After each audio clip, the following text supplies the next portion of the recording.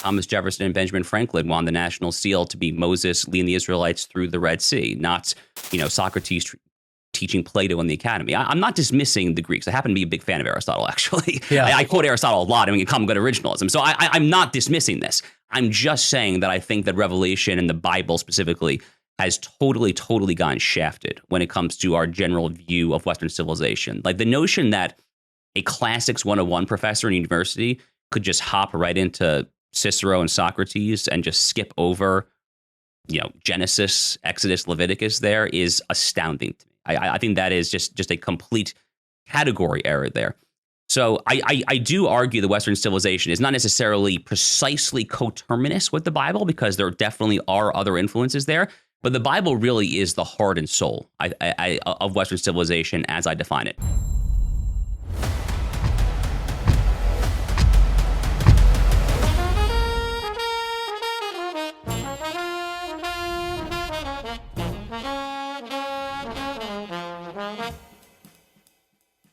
Howdy, everyone, and welcome back to Moment of Truth, the podcast of American Moment. My name is Nick Solheim. I am the CEO of American Moment, and we have a guest on this week to talk about a bit of a controversial topic. But before we get to that, you can find out all the very exciting things that we're doing at American Moment at americanmoment.org.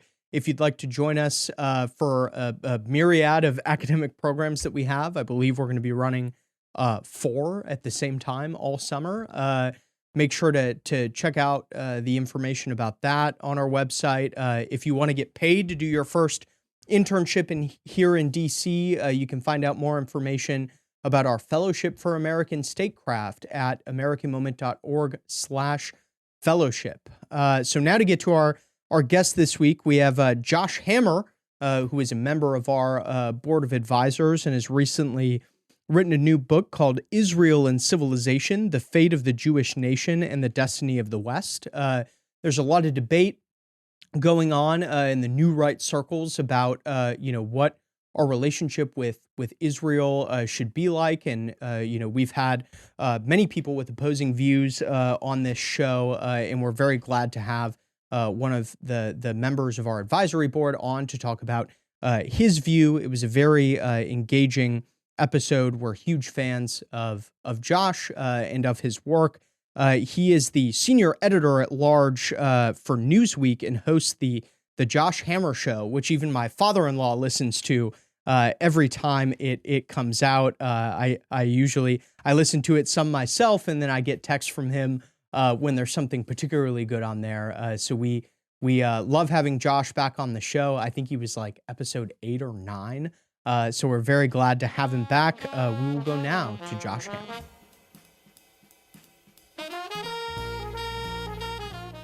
Josh, thanks so much for coming back on the podcast. Nick, it's been a long time, my friend. It's great to be back with you. So it has been a long time. I think you were on in 2021, I think. Yeah, it was 20. It was, well, I was going to say it's in the first 10 episodes, yeah. I think. So it's been a long time since you've been on the show. So to remind our listeners, because we're at almost, I think, 200 episodes now. I think this will be episode 194, 195 or something like that. Tell us a little bit about your background, how you ended up where you are today, how you ended up on the American Moment board, all of that fun stuff.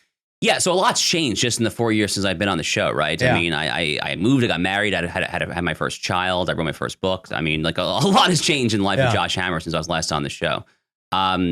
Look, I'm a lawyer by background, so that's kind of where I start my personal story. I clerk for a federal appeals judge, Judge Jim Ho in the Fifth Circuit, God willing, future SCOTUS Justice Jim Ho. I still do the law a little bit to an extent. I speak at law schools. I still publish some nerd constitutional law scholarship here and there. You give a lecture about that too to our fellowship. Yes, about the constitutional multiple law times stuff. a year, actually. Yeah, multiple times a year. Yeah, on a common good originalism. So I still have that, but I do a lot else. So I host the Josh Hammer Show. It's a podcast and radio show. I'm senior editor at large at Newsweek. Write a weekly syndicated opinion column. I just wrote my first book, Israel and Civilization: The Fate of the Jewish Nation and the Destiny of the West. But Nick, I mean, the American Moment piece, I've been part of the advisory board here since day one. And I love this organization. I love Sarab. I love you. I mean, this is a very important organization. It does extremely, extremely important work there. And it's really one of the focal points of this broader new right constellation. And that happened very, very, very quickly there. And that's a tremendous, tremendous credit to you, to Sarab, and to everyone involved there. So it's really great to be back with you. Well, I appreciate that. It's very, very kind of you to say, and we've been, glad to have you along for the ride this whole time. I think all of this happened a little quicker than we thought it would originally. So for sure, a lot of changes over the last couple of years. And you live in Florida now, but remind me, like, where are you originally from? Like, how did you get into like the law and all of that? Yeah, stuff? so I bounced around a lot. So I grew up in suburban New York, lived there till I was 18, went to public school, went to North Carolina for college. I'm a Duke guy, so went to Duke for 4 years, then moved here to the Swamp, D.C. for 2 years. I wasn't really working in politics here, actually. So I majored in economics in college. I was working here in kind of boutique economic consulting, antitrust research. But living here between college and law school is where I kind of got my political obsession. So the story that I tell is I was working in near Farragut Square, near DuPont Circle area, and it was the summer of 2012, and it was the NFIB versus Sebelius case at SCOTUS, which is the Obamacare case. And I had a slow day at work, and I was just so livid with what happened at the court that morning. Because remember what happened was the reporters got it wrong, because initially the first lines of reading the opinion are like, John Roberts says that you cannot do this on Commerce Clause grounds. So the first stream of tweets back in the early days of Twitter was like, oh my God, they struck down Obamacare. And then you like read a few more lines like, oh my God, wait a minute. He rewrote it as a tax, not a mandate there. So I was just so livid at this that I just tweeted 150 times before my lunch break. And I literally just, I at that point, I was like, oh my God, like I am like fiery about this. I'm passionate about this, like law, politics. So I go to law school, University of Chicago, was there for 3 years, then moved to Texas after law school. I'm still barred in Texas to this day. Worked at Kirkland Ellis, LLP, major law firm in Houston, moved to Dallas to clerk for Judge Ho on the Fifth Circuit. And I kind of used that clerkship year as my transition year to kind of go from a lawyer with like a media side presence to like a media guy with a legal side presence. And that's essentially the trajectory that I've been on for the past 6 years or so. Yeah. And now you're an author of a new book. That is not about the law. Tell us about that, how it came to be and what the central thesis is. Okay, so I've wanted to write a book for a long time. This is kind of like the one thing that I had not done when it comes to writing. I'm a syndicated columnist. I've written op-eds for a million different publications. I've published law review articles. I've essentially done everything you can, or at least had done everything you can, other than write a book. So this was definitely a goal of mine for a very long time. And in fact, Nick, this is kind of a nerd kind of sidetrack comment, but I mean, I was always a writer. I mean, my aunt was a writer. My great grandmother, actually, who I never met, actually majored in journalism back in like the 1930s when like no woman went to university. So it's kind of in the family DNA, right? And my sixth grade classmate, this guy Ches Williams, I literally remember him calling me Dr. Seuss. It could be just because like probably how like quickly I would write. Anyway, yeah. So writing you are an output machine. You do put out a lot of like I see it on Twitter constantly. Yeah. On X, sorry. Yeah, right, God forbid. Yeah. Anyway, so writing a book was definitely a goal. The question was, what was the book going to be? So a couple years ago now, 2023, I was talking with my literary agent, and we were trying to figure out what to do. And my initial plan had nothing to do with any of this. Totally nothing. I'm not going to give away too many details because who knows, I might still write that book one day. But it was essentially kind of like a young, new right, conservative commentator manifesto. Here's my vision for how things work, and here's my vision for the world kind of thing, right? Right. Which would have been a perfectly fine book. I have a lot to say on a lot of different topics there. But then October 7th happens. October 7th happens there, and it was tough. And it wasn't just October 7th. To be clear, October 7th, horrible day. I mean, like the world forgets, but I've been there. I've seen the carnage. It was Nazi-esque horrors. But it was not in reaction to the pogrom itself that I decided to write this book. It was in reaction, Nick, to the world's reaction from. Specifically, within 36 to 48 hours, the blood is still drying. You have 30 plus Harvard student groups saying that, the Jews did this to themselves, literally placing the moral culpability for the pogrom on the Jews of Israel, not on the jihadists of Hamas there. And just more generally speaking, like all throughout the world, the world's had a very clarion moment where I think it could have viewed a 7th century medieval Islamist death cult that calls for the deaths of not merely all Jews, but all infidels, on the one hand, like a literal Al-Qaeda, ISIS-esque jihadist Sunni Islamist outfit, and a free, happy, prosperous, beacon of everything from high technology to the places where the Bible happened there. I mean, and the world decided at best that it couldn't decide. At best, it was like, well, we don't know. Yeah. I don't know what to do here. And wow, both sides are bad. Yeah, exactly. I mean, that was the best way to spin it. The worst was they sided at times with Hamas there. So it was in reaction to those first few weeks after October 7th. So by late October, Halloween, give or take there, that I was like, okay, my goodness, I have to write this book there. So that was how Israel and Civilization was initially spawned. The title is somewhat misleading. It's not a book specifically about the state of Israel. This is not a blue and white Star of David book. And that was a very deliberate, intentional decision here. That book's been written many times before. You know, people like Alan Dershowitz have written that book there.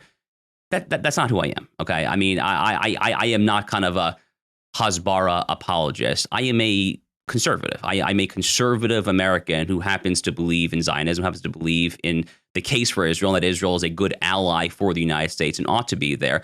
But more generally speaking, it was really in reaction to not just the anti-Israel stuff, but just the dripping anti-Semitism. I mean, scenes at the Sydney Opera House in Australia, people calling to behead the Jews there within like a week or two of the 7th there.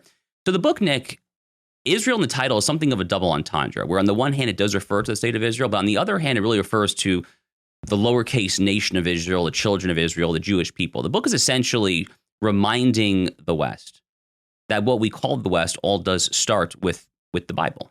And ultimately, I argue, starts with God's revelation to Moses and the Israelites there standing at the base of Mount Sinai there.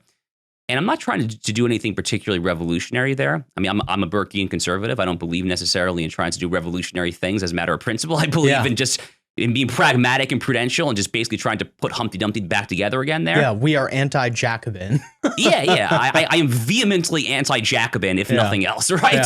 Yeah. So the book is essentially a defense of the Jewish people, of Judaism, of Christianity, of the Bible, and of our shared biblical inheritance. That really is the core of this book, honestly. Yeah. And so give us your case for, the West and Israel being interlinked, because I think there are a lot of people whose, response is, well, Israel is in the Middle East and the West is this sort of geographic boundary, right? So obviously they're not the same thing is what a lot of people say, but in what sense are they linked, in your mind? Right. So this is a key part of the book as well. So after October 7th, it was very frequently said, the commentators, the chattering class, left, right, center, all the above. We said that Western civilization is at a crossroads. We're at an inflection point. I mean, how many times do we hear that? I accept that premise. I think that's accurate. But again, I'm a lawyer, and I like to define terms here. So let's define Western civilization. What is the West? We're not going to kind of tease out the full answer here in our podcast. But look, there's the classic Straussian formulation. Leo Strauss, 20th century University of Chicago political scientist, who famously describes and formulates Western civilization as essentially this, this DNA strand, this double helix between reason and revelation, between Greco-Roman reason and Jerusalem and revelation there. Now, Nick, this is a American Moment New Right organization there. We have our criticisms of the old kind of fusionism of Frank Meyer and the old National Review crowd and stuff. One of the problems with, and I'm going to get back to the West, but one of the problems with fusionism, this 1950s, 1960s approach to the conservative movement that essentially tries to fuse moral traditionalism with laissez-faire and libertarian sentiment. One of the problems that I think we in kind of the national conservatism orbit have been pounding the table saying this for years now is that the traditionalists got short shrift. Okay, this was an attempt at a fusion, but the traditionalists, the old Russell Kirk part of the equation going back to the 50s and 60s, got totally subsumed by libertarianism, corporatism, and all of that. By the same token, under kind of the Straussian formulation of the West, it has long been my observation and contention that revelation has taken a profound backseat to reason. That's not to say that reason has no role. I happen to be a skeptic of unaided reason, of unaided Enlightenment-style rationalism, much like my dear friend Yoram Hazony is. But I think that reason has a role. But reason has a role only when it is situated within an exogenous, pre-existing framework. Put another way, Nick, let's do a hypothetical here. So Thomas Jefferson famously writes in 1776, he says that it is self-evident that all men are created equal, they are endowed by the Creator, et cetera, et cetera. He's mimicking essentially the language of John Locke about a century prior in the second treatise. The thought experiment is as follows. Let's take a goat herder in the mountains of Afghanistan. Would it actually be self-evident to that goat herder hiding in a cave in the mountains there to close his eyes, kind of tap the old noggin and say, oh my God, it is really self-evident that all men are created equal? I would submit to you the answer is no. That is the claim, incidentally, of George W. Bush in his second inaugural address, the so-called Freedom Agenda. I think it's total bumpkin. It's total garbage. That is not true. The entire notion of so-called universal values is total nonsense. The reason that men like Jefferson and Locke were able to arrive at this conclusion was because they were thinking and pondering and writing within a certain cultural and civilizational milieu, within a context. And the context there, when it comes to this sweeping claim about genuine moral human equality, dignity, worth, and so forth there, is the biblical context, is the Judeo-Christian worldview, which I anchor in Genesis 1:27, the divine image imperative. In Hebrew would say B'Tselem Elohim, for in Latin Imago Dei, the notion that man is made in God's image there. That was the context that allowed men like Locke and Jefferson to so confidently say that this is self-evident there. And, again, I'm a constitutional law guy. I love that stuff. I love the American founding. For the American founders, this was fairly obvious here, that revelation was just as, if not more important than reason. I mean, look at the Liberty Bell in Philadelphia there. This is going to sound like a pedantic point, but I think it's actually very important. The Liberty Bell is not inscribed with Aristotle's Nicomachean Ethics on the outside. It's inscribed with Leviticus chapter 25. Thou shalt proclaim liberty throughout the land and to all the inhabitants thereof. Thomas Jefferson and Benjamin Franklin won the national seal to be Moses leading the Israelites through the Red Sea, not Socrates teaching Plato in the academy. I'm not dismissing the Greeks. I happen to be a big fan of Aristotle, actually. Yeah. I quote Aristotle a lot. I mean, common good originalism. So I'm not dismissing this. I'm just saying that I think that revelation and the Bible specifically has totally, totally gone shafted when it comes to our general view of Western civilization. Like the notion that a classics 101 professor in university could just hop right into Cicero and Socrates and just skip over Genesis, Exodus, Leviticus there is astounding to me. I think that is just a complete category error there. So I do argue the Western civilization is not necessarily precisely coterminous with the Bible, because there definitely are other influences there. But the Bible really is the heart and soul of Western civilization as I define it. Now, Christianity is the religion that is overwhelmingly responsible for spreading that. Of course, no doubt about that there. The Western civilization, the cradle of Western civilization for the past 2 millennia has, of course, been Europe, Rome, and all the various places there. But where is all this coming from there? I mean, to make yet another pedantic but I think important point there, Christianity, famously described by a former pope as the great Gentile offshoot, it comes initially from the Jewish people, from Judaism, from the Bible, and so forth there. So I do think that Judaism, Christianity, the Bible, the biblical religions are the bedrock of Western civilization there. And that does mean that the contemporary state of Israel has a unique role to play there in the future of the West by extension. Yeah.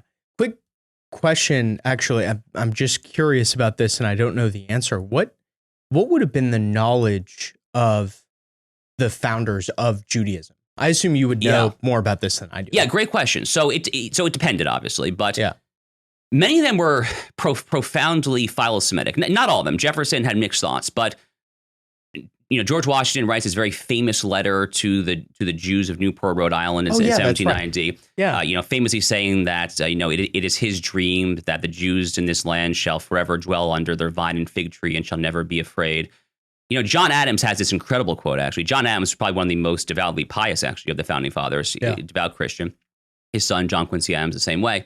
Adams has this incredible quote. I'm paraphrasing here. He essentially describes the Jews as being the great civilizing force in the history of mankind because they brought monotheism to the world.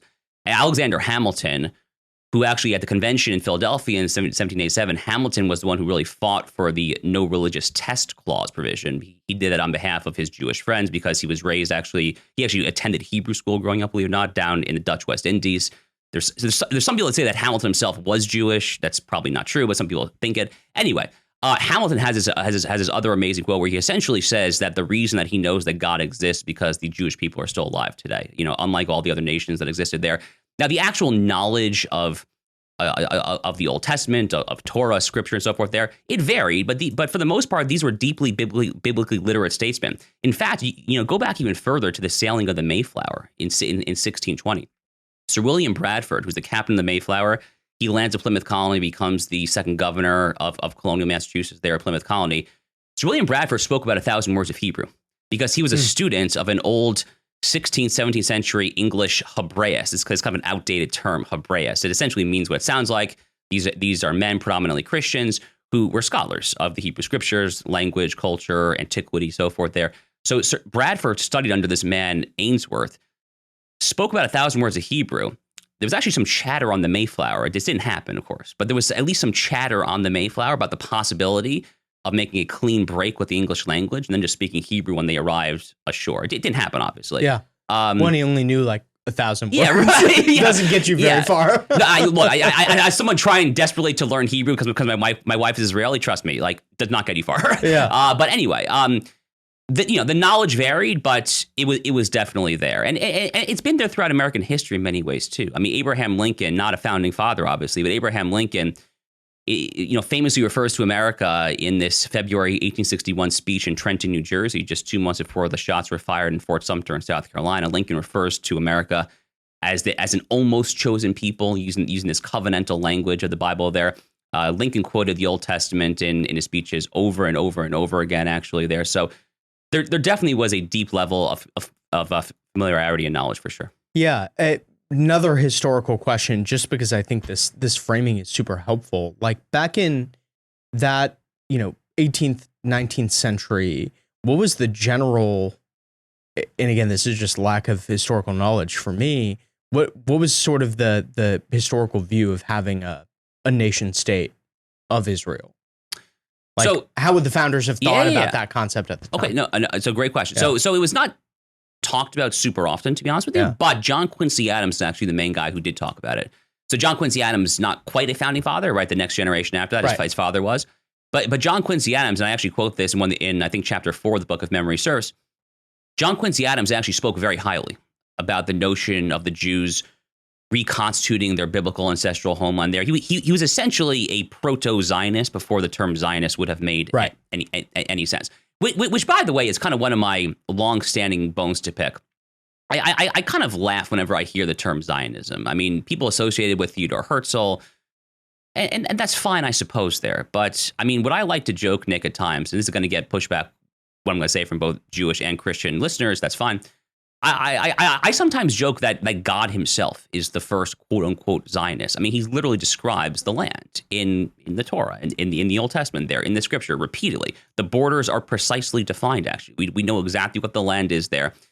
In fact, I mean, God's vision for the Jewish state, or the Israelite state, I should say, probably, in the Old Testament, in the Scripture, it's kind of the antecedent, really, for nationalism, because it was a very precisely defined territory of land. There were no extraterritorial ambitions there. So anyway, I'm kind of jumping aside here. But to me, that's kind of, I just laugh whenever I hear people say, oh, Zionism is kind of this modern 20th century concept. I mean, no. I think the term is modern. Yeah, exactly. But that's it. It's like originalism, okay? So like in law, originalism, if you do a Westlaw search, Westlaw, like a legal search tool, and you go prior to 1980 and the Reagan administration founding of FedSoc, you will get literally 0 hits in originalism.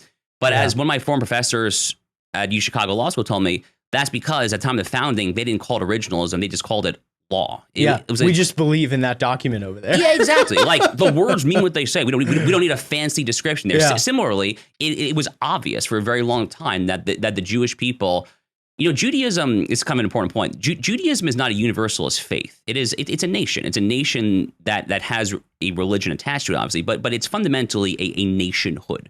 Yeah. And as a nationhood, it is associated with a plot of land, the land of Israel there. So, this has been around for a very, very, very long time there. So again, prior to Herzl and contemporary quote unquote Zionism, we didn't need a land to describe this because it was just so obvious, frankly. Yeah. There's been a lot of interesting articles written over the last couple of years that I've seen that talk about this term that you've used a couple times, like talking about Judeo-Christian values. And I'm maybe a little skeptical of that term. I think there is a fair amount of overlap, but it's not necessarily a one-to-one. For sure. Do you make your case? Like, is Judeo-Christian a thing? Is it a real thing? Yeah, so it's definitely not one-to-one. Of course it's not. I mean, and there are obvious theological ways that Judaism and Christianity differ. Yeah. But as far holding the nature of the deity aside, the nature of the creator aside, that's a big thing to hold aside, to be clear. But holding that aside for a second there and talking about the moral and ethical underpinnings of what we're talking about there. So we discussed Genesis 1:27, for instance, right there. Genesis 1:27 to me, the divine image imperative, imago Dei, B'Tselem Elohim. This is the singular ethical and moral underpinning to me of all of Western civilization. Yeah, the Ten Commandments, basically. Right. The Ten Commandments, Genesis 1:27.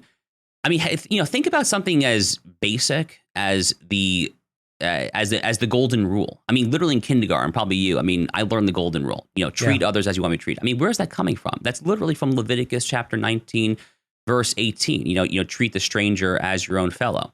Which, by the way, Rabbi Akiva, in this very famous story from the Talmud, Rabbi Akiva describes that verse, Leviticus 19:18, as being the entirety of the Torah, of the Old Testament. He says everything else is just commentary. So, these basic moral, ethical underpinnings there, I think, are the shared inheritance and the proud shared inheritance of Judaism and Christianity there. Judaism and Christianity, of course, both monotheistic religions there. I mean, Judaism originally arose as a counter to paganism. I mean, that is why Abraham was chosen there, because he was seen as being skeptical of the idols, the idolatrous figurines of his father, Terah. So when you accept the wrongness of idolatry, paganism, and the moral relativism that inherently is intertwined with idolatry and paganism, because there's no universal standard of good and right there.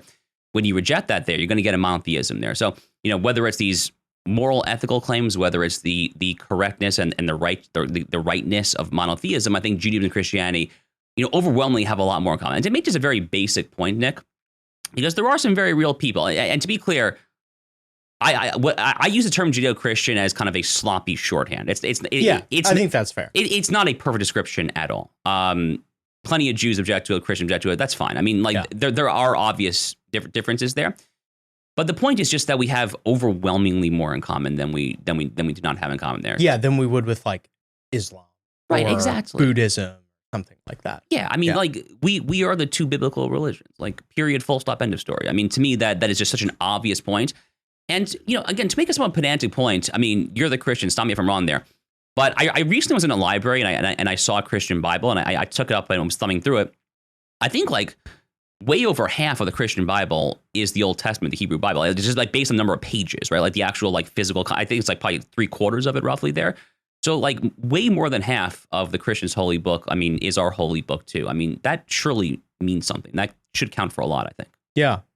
Well, what is the history? And I don't just want to focus on like post 1948, but maybe going forward from where you were with John Quincy Adams. What is sort of the history of the U.S. Israel relationship / relationship with the Jewish people since that time period? I know it's a lot of time. Yeah. But okay. Cliff's Notes. Okay, so we're talking here roughly from the early 1800s until 1948. Okay, so a lot happens in that time frame. Look, so Abraham Lincoln, I mentioned him. I love Lincoln. I mean, I'm born on Lincoln's birthday. He's my favorite figure in American history. Abraham Lincoln, a profound, great friend of the Jews, a devout Christian himself, quotes scripture repeatedly in his public speeches there. In fact, the only, Lincoln he was a very private person. The only person that he ever described, or at least the only person that there's ever a public record describing as a very close friend, was this fellow lawyer of his back from Illinois, a Jewish man by the name of Jonah. So he had personal Jewish friends. There's actually this great story, Nick. So I'll summarize it in brief. So USS Grant issues this unfortunately anti-Semitic edict during the height of the war, 1862-63, essentially kicking the Jews out of a certain brigade of the military in Indiana, Illinois, somewhere in the Midwest.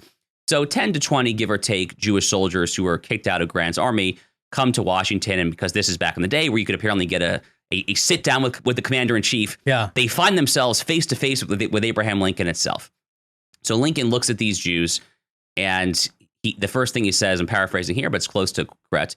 He says, so the children of Israel have been kicked out of the land of Canaan. And the Jewish soldier who was a spokesman, this guy by the name of Caskell, says, yes, and we have come to Father Abraham seeking to restore us to our place. And Lincoln says, they shall have that at once. And he immediately countermands Grant's edicts.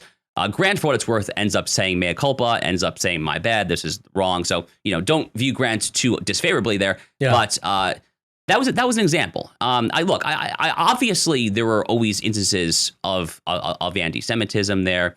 The lynching of Leo Frank in the early 20th century is a whole other can of worms there. But generally speaking, America was certainly open to Jewish immigration in like the late 19th century, early 20th century. Certainly all my ancestors came during that Ellis Island immigration wave. That's true, I think, of many, perhaps most Ashkenazi Jews in America today there. And then kind of just one other kind of important point. So around World War I is when kind of contemporary Zionism, for lack of a better term, ends up kind of really picking up steam. That's around the time that Britain passes the Balfour Declaration, declaring that as Britain's intention to seek to reconstitute a Jewish homeland there. So the Congress around this time, this would have been late Wilson, early Harding administration, give or take around then.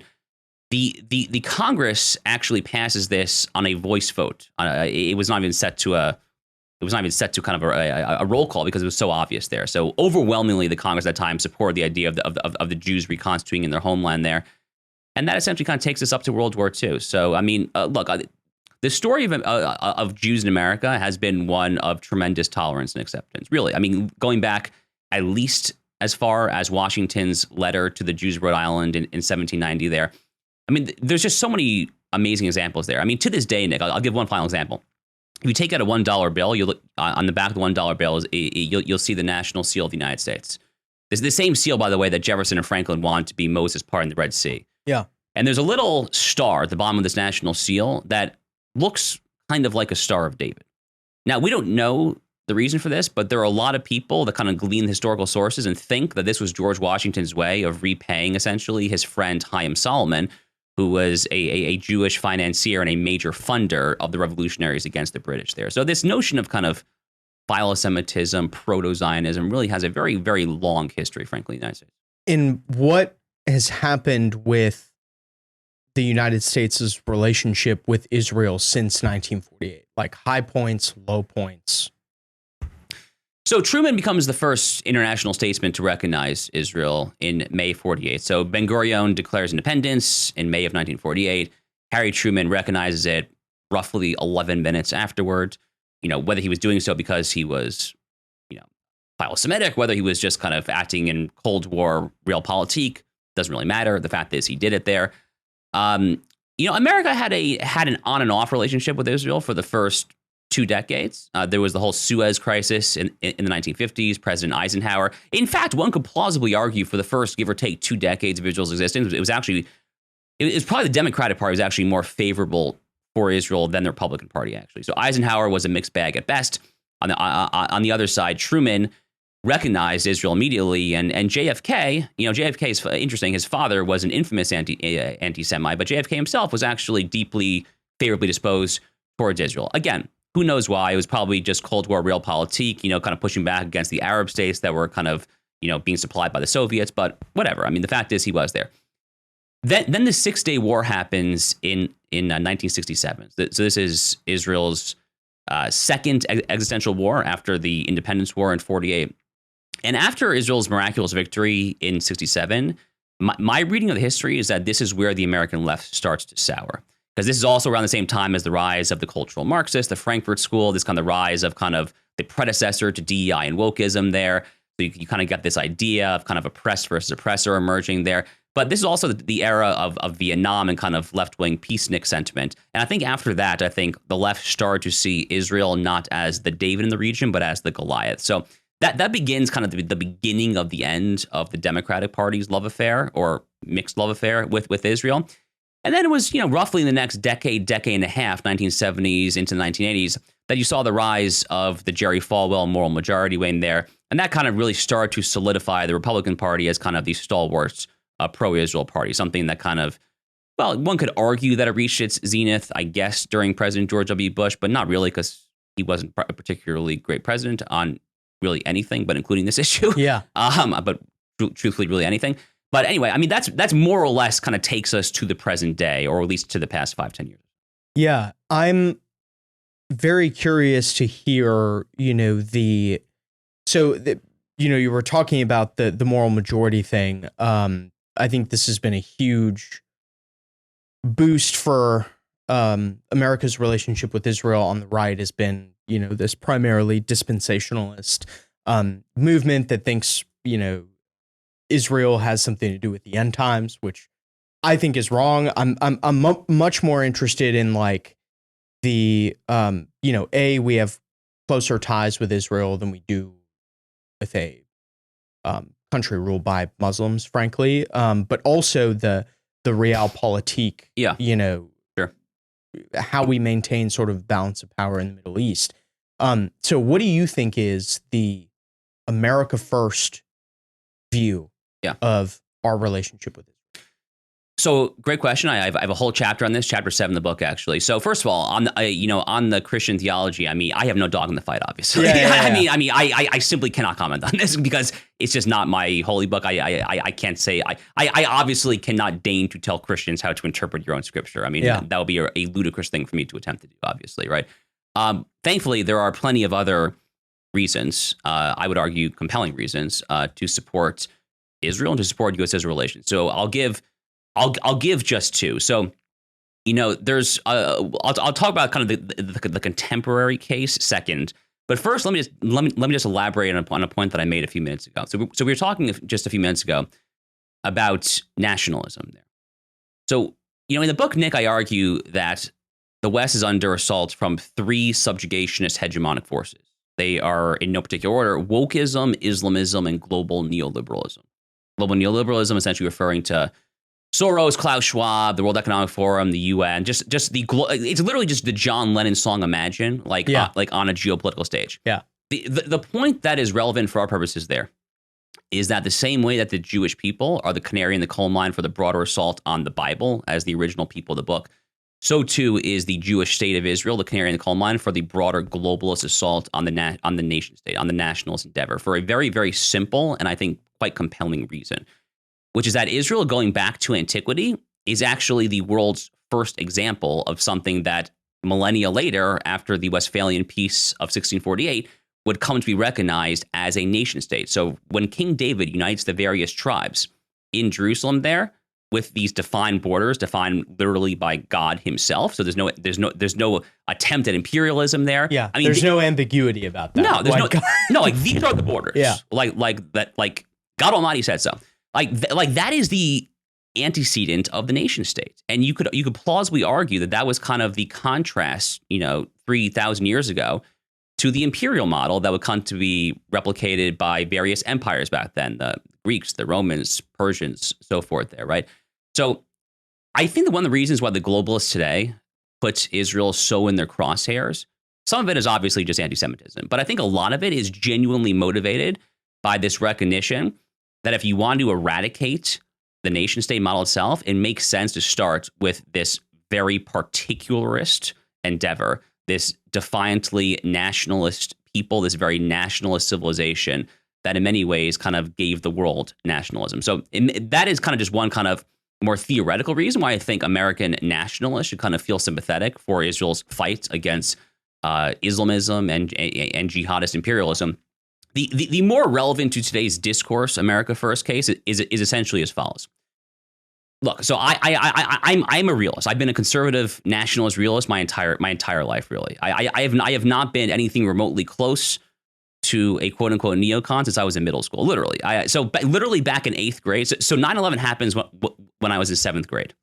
By 8th grade, I was defending the Iraq War at the age of like 13 years old against my liberal classmates who hated it there. Literally, by the time I was probably like, I don't know, 16, 17, 18, but by the time high school is over, I'm like, oh my God, what did we just do? Yeah. So I've not been an interventionalist, ideological, moralistic crusader, Bush freedom agenda guy, literally since I was in my mid-teenage years. So as a conservative nationalist who recognizes scarcity of resources, who recognizes that America cannot and should not be the world's policeman, as someone who believes firmly in the old John Quincy Adams notion. Adams said this in an 1821 speech when he was Secretary of State prior to his presidency. John Quincy Adams famously says that America does not go abroad in search of monsters to destroy. She is the well-wisher of the peoples of the world, but she is the guarantor only of her own. I totally believe that. I mean, that makes complete sense. I think every American should believe that sentiment. So the relevant question then is as follows. In a day and age as today, where China is by far not even close, America's number one threat on literally every metric that you can possibly have a threat, militarily, diplomatically, economically, all of the above. You know, there's this country that is flying spy balloons over a country. They're spying on us, Confucius Institutes, you name it. It's a total poop show. The question is then, how do we secure and protect our very real interests in a particularly volatile part of the world, the Middle East, while necessarily trying to focus on the Indo-Pacific, on the Far East? And the answer, which the first Trump administration, I think, brilliantly highlighted and to an extent is doing so again, is that you embolden and empower your allies in the region to patrol and secure the region essentially on your behalf in a way that allows you then to prudentially retrench and then focus on your real threat, which is China. So I'll give just one very clear example. So last year, in 2024, Israel took out a bunch of jihadis, right? They took out ultimately Hassan Nasrallah, the head of Hezbollah, hiding in his bunker in Beirut in Lebanon in September. Then a few weeks later, they took out Yahya Sinwar, the Hamas mastermind of October 7th in southern Gaza. On the way to that, though, they took out a lot of Hezbollah jihadis on the organizational flowchart, shall we say. And two of those jihadis are men by the name of Fuad Shakur and Ibrahim Akil. Now, most Americans don't know who these men are. Fuad Shakur was the mastermind of the 1983 Beirut barracks bombing, the bombing that slaughtered 241 U.S. Marines. Ibrahim Akil was the mastermind of the U.S. Embassy bombing that same year that killed 60 to 70 people there. Those two men, for literally 40 plus years, had a $5 and $7 million State Department bounty on their heads that nothing happened. They were roaming around Lebanon, Iran probably. I mean, they were totally free until the IDF quite literally did America's dirty work for it. So the most obvious and straightforward prudential America first case for tight U.S. Israel relations there is that our enemies in the region, as totally, I think, underscored by this Akil Shakur example, are Israel's enemies. And if you just embolden them and essentially tell them, like, do your thing, like, we're not going to like tell you no, we're going to benefit from that there. It's basically a baton handoff and a relay race there. And all of this, Nick, is ultimately oriented towards allowing them to rein in the actual real threats. Also, not just with terrorists with bounties on their head, but also to things like shipping. I mean, yeah, like America does have real interest as a major first world economy in things like commercial vessels being able to traverse the Red Sea. I mean that's just common sense, honestly. I mean, like we obviously care about that when it comes to prices of goods there. I mean, otherwise those ships go around the Horn of Africa. The prices go up in stores there. So the question then is, does America have to do this dirty work, or can we just depend on our reliable allies to do it for us there? And all of this ultimately is oriented towards the mid to long term, I think, redeployment of assets, really primarily towards the Far East to deal with the Chinese threat there. So to me, all the pieces kind of flow seamlessly, but that's the basic argument. Yeah, that's interesting. I'm curious to hear if you think that there are any like what is supporting Israel actually mean? Is it just that? Is it, hey, we're going to let you do what you feel like you have to do to protect yourself, and we also benefit from that? Is it there are a lot of people that push financial support and that sort of thing. Like in your mind, what is the America First case limited to, right? Sure. Because obviously no relationship is limitless. Okay, so I personally have, for a long time now, probably over a decade, been calling for the U.S. to phase out foreign aid to Israel. To be clear, that should not happen tomorrow. It should not happen in the middle of a hot war. I happen to not be a big fan of foreign aid in general, but I think especially as it comes to the U.S. Israel memoranda of understanding that comes every 10 years, it ends up being a bit of a poison pill. And both parties, I think, find themselves kind of unable to extricate themselves from this mutually toxic bear hug, let's call it there. Yeah. But, from an American perspective, first of all, it's a decent amount of money. It's about $3.8 billion a year. I mean, that's not going to solve our budgetary woes, but it's a lot. It's something. But more importantly, look at the biggest lobbyists for this decennial every 10-year contract. It's usually defense lobbyists. It's usually defense contractors. The reason why people like Lindsey Graham of South Carolina are such huge supporters is, well, one, Lindsey Graham is an ideological and conservative, but more relevant, he's from South Carolina, which has a massive defense contractor, Boeing, Northrop Grumman presence there. I mean, those are the guys who are lobbying for this. So it ends up being not just expensive, but essentially this kind of cross-subsidization, it's kind of use an old Tea Party term. It's crony capitalism to an extent there. Yeah. I mean, it's cross-subsidizing defense contractors who frankly don't need it. And then from Israel's perspective there, does Israel really want to embolden people like Barack Obama, John Kerry, Joe Biden, Anthony Blinken to essentially kind of threaten to withhold aid unless they do X, Y? No, I mean, from their perspective, I think it undermines the entire raison d'etre. It literally undermines the entire purpose of contemporary Zionism itself, which is for the Jews to have self-determination and all of that entails in their own ancestral and biblical homeland. So I very much want that aid to be phased out. Again, not tomorrow, because that would send a bad message to all of America's allies in the middle of a hot war, right? But mid to long term.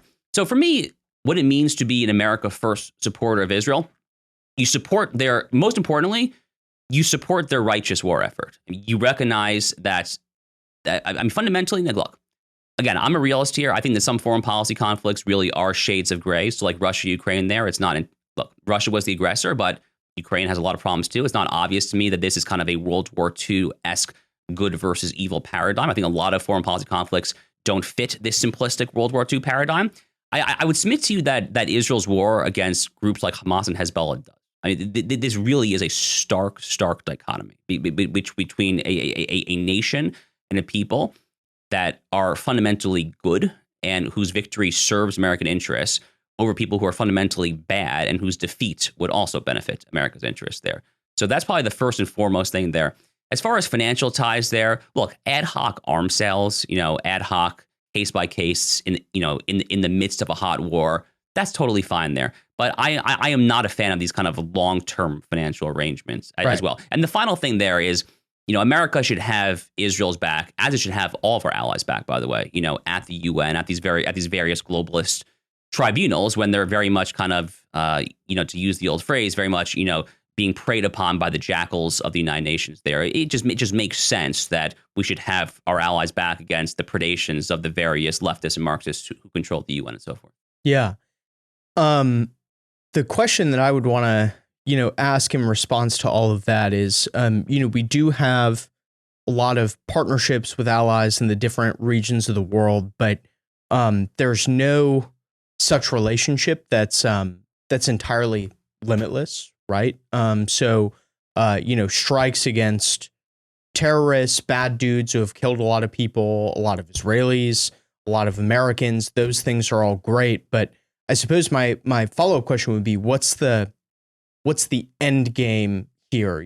How far is this going to go? Because I think a lot of, people with this sort of MAGA foreign policy worldview are they don't want another war in the Middle East. And I don't think the Israelis by and large want that either, but I'm sort of trying to test the limits here for, how far, this sort of giving Israel a free hand should go in your mind.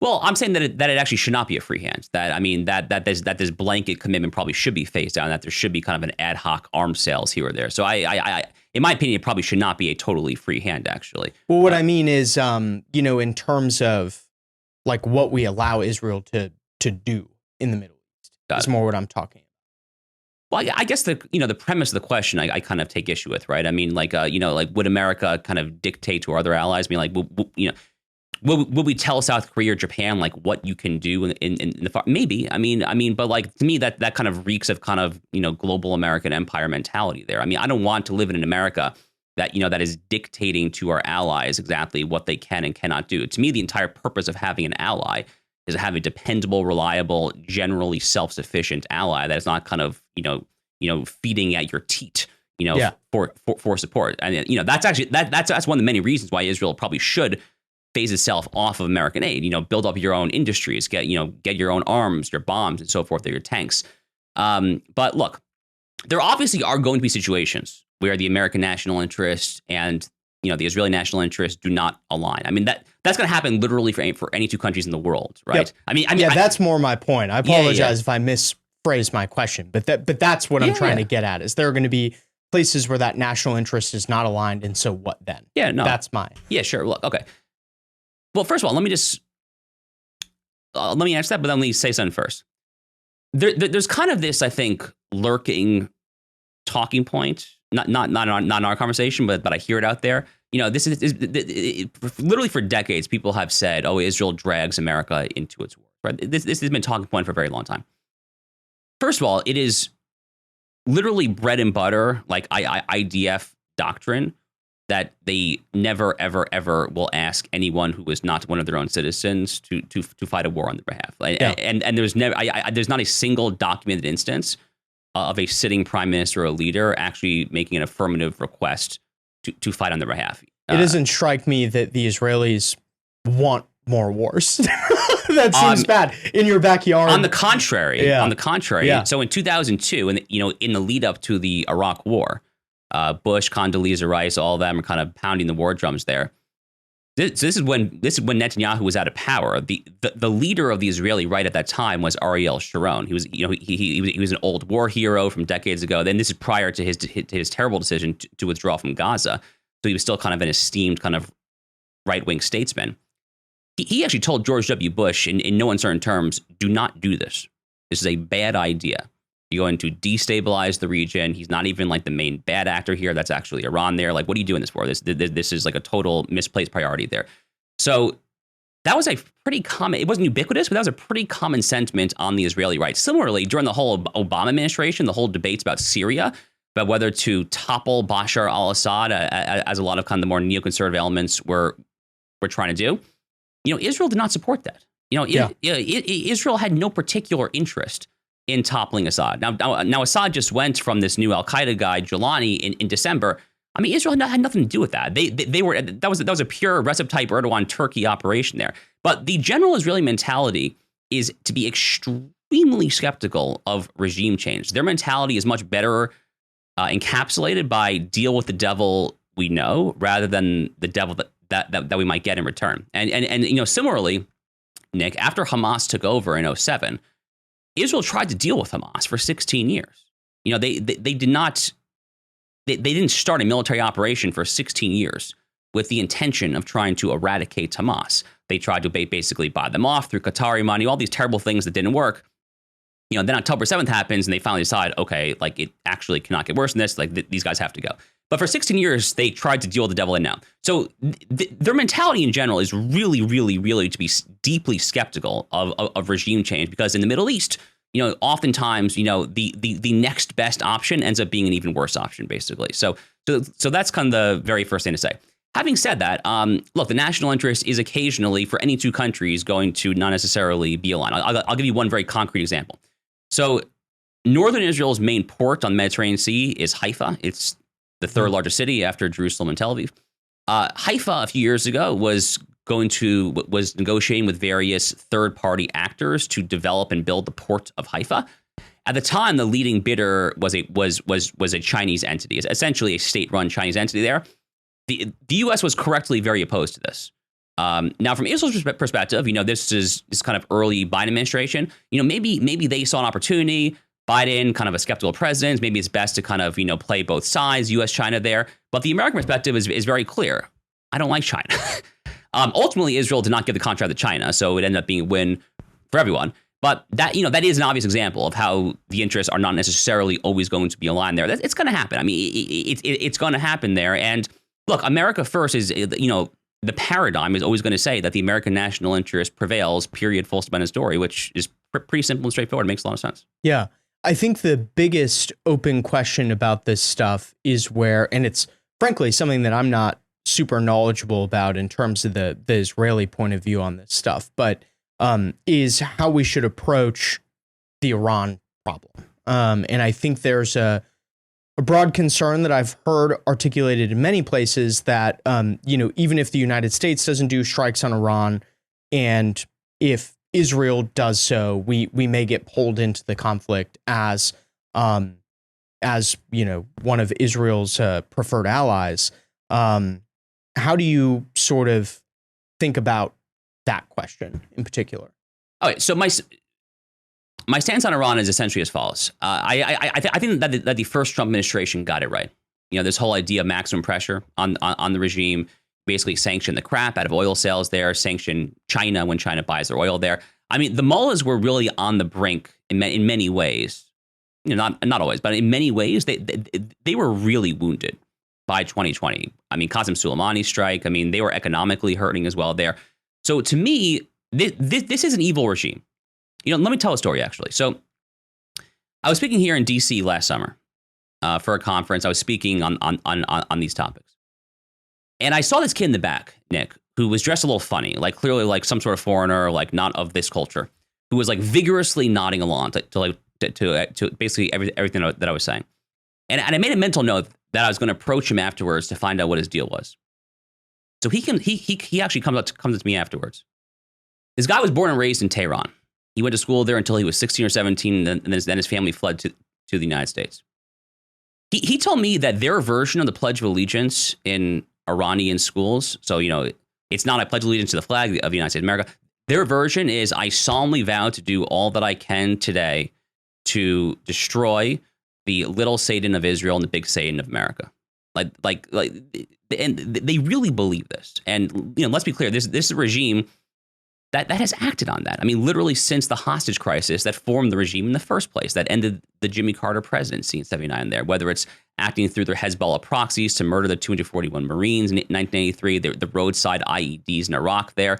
They've shown this over and over and over again, that they don't just walk or talk the talk, but in many ways they attempt, although they have crude capacities, but in many ways they attempt to walk the walk as well.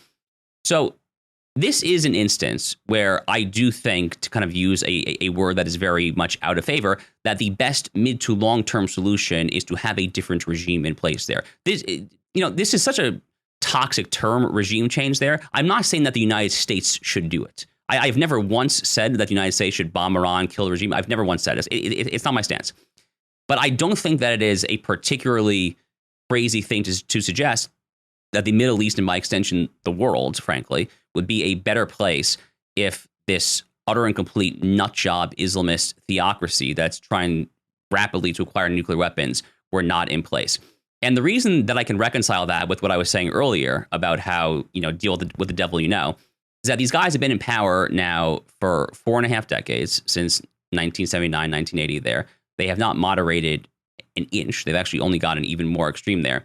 And more importantly, the Persian people are not a bunch of backwards radicals. Now, there are a lot of Persians who are actually very sympathetic to the regime because, again, they've been in power for 45 years. I mean, this is a long time. Indoctrination kind of takes hold there. But there is still to this day a very, very large, arguably even majority part of the population that is deeply opposed to this regime.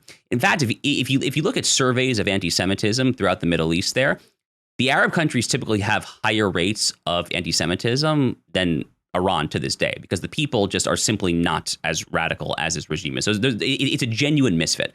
So the best solution is ultimately for the regime to go. Now, I do not think that America should send in the 101st Airborne, Bush era.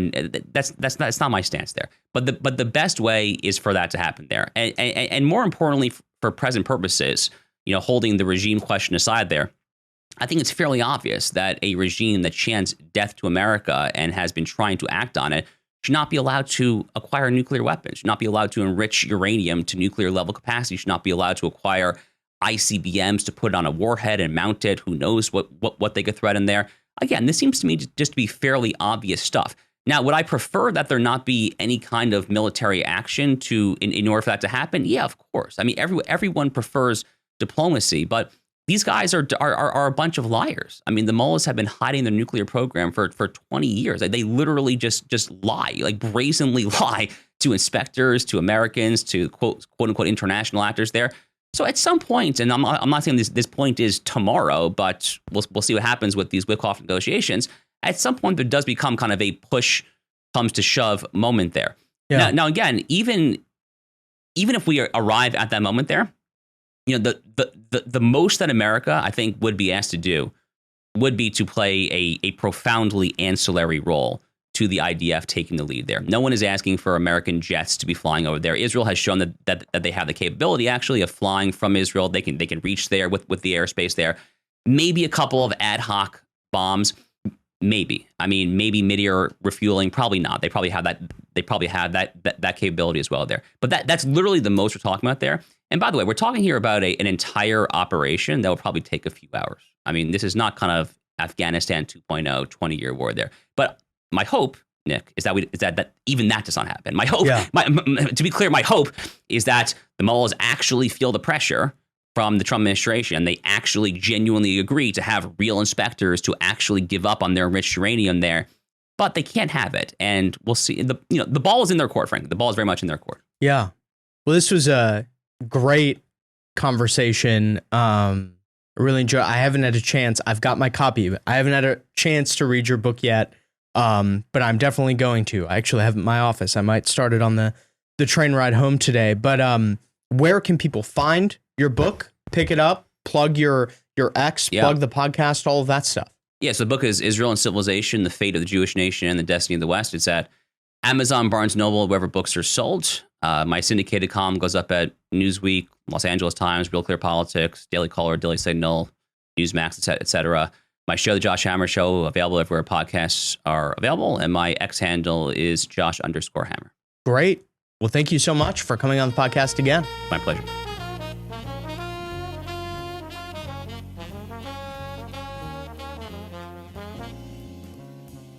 Thanks for joining us for another episode of Moment of Truth. We're very glad to have you, and thank you again to Josh for coming back on the podcast.